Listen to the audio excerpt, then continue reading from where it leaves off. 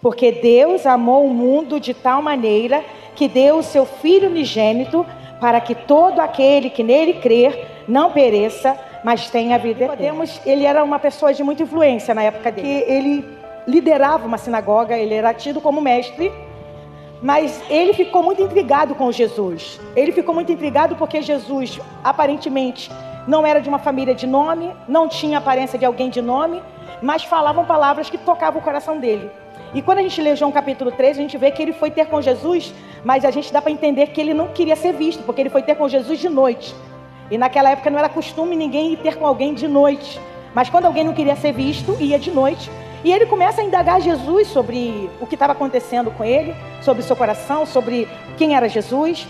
E Jesus faz para ele uma pergunta, fala para ele uma coisa que talvez você também não entender. É necessário nascer de novo. E ele, pensando em coisas carnais, ele falou: como que eu, sendo um homem velho, posso voltar para o ventre da minha mãe? Jesus fala uma coisa para ele assim, o Nicodemos, aqui no versículo Nicodemos: o que é nascido na carne é carne, o que é nascido no espírito é espírito. Eu não estou falando de coisas dessa terra, não estou falando de coisas terrenas, eu estou falando de coisas espirituais. Aí Jesus fala um versículo que eu amo: o vento sopra onde quer. O vento está soprando. O vento do Espírito está soprando nos 4 cantos da terra. O vento do Espírito está soprando sobre esse lugar. E o vento do Espírito leva e traz quem é do Senhor. Ele fala: o vento sopra onde quer, não ouves a sua voz, não sabe de onde vem, nem para onde vai. Assim é todo aquele que é nascido do Espírito. O vento sopra, está soprando. Aqueles que é nascido do Espírito, que não tem a ver com carne, não tem a ver com a mamãe, com o papai, mas tem a ver com aquele que nos criou de fato, de verdade, que é o nosso Deus, ouve a sua voz e entende, como a gente acabou de cantar, né, esse louvor, esse sino da harpa, que ele fala isso. Eu tentei fugir. Quantas vezes eu tentei fugir da presença de Deus, mas aquele que ouve o Espírito, aquele que tem ouvidos para ouvir o Espírito, entende quem você era e quem você é hoje em Cristo Jesus, larga tudo. E na tradição conta que Nicodemos realmente se converteu. Ele se tornou um homem, ele entendeu o que é isso. Aí quando a gente vai lá para João capítulo 1, ele fala assim: mas a todos quanto receberam, deu-lhes o direito, deu-lhes o poder de serem feitos filhos de Deus. Direito, deu-lhes o poder de serem feitos filhos de Deus. Aí talvez você já ouviu, como eu já ouvi: mas todos são filhos de Deus. Não, Deus criou tudo. Todos são criaturas de Deus, porque Deus criou.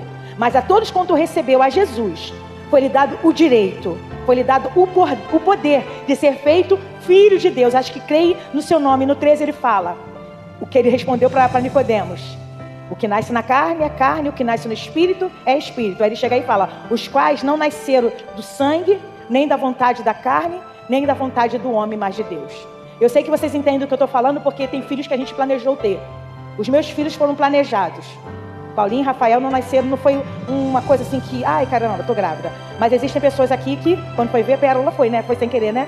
Pérola, e você não tem distinção, o filho planejado ou o filho que foi sem querer. Você não tem distinção de que é mais amado ou menos amado. Filho é filho. Filho é filho. Mas a gente, como seres humanos, a gente planeja. A gente quer estar bem financeiramente. A gente quer criar um quarto, a gente quer fazer as coisas. Mas entendam bem, quando se falam de coisas espirituais, não tem a ver com carne, não tem a ver com quarto, não tem a ver com enxoval, tem a ver com a vontade de Deus.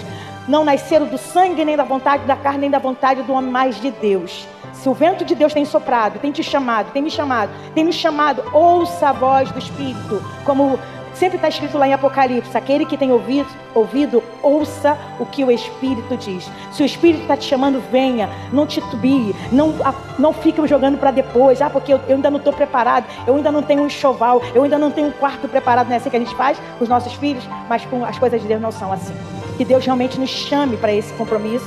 E o 14, só para a gente terminar, ele fala: e o Verbo se fez carne e habitou entre nós, e vimos a sua glória, como a glória do unigênito do Pai, cheio de graça e de verdade. Esse é o nosso Jesus, aquele que nos chamou, nos tirou das trevas e nos trouxe para a sua maravilhosa luz. A Ele a honra, a Ele a glória, a Ele o louvor eternamente. Amém, igreja?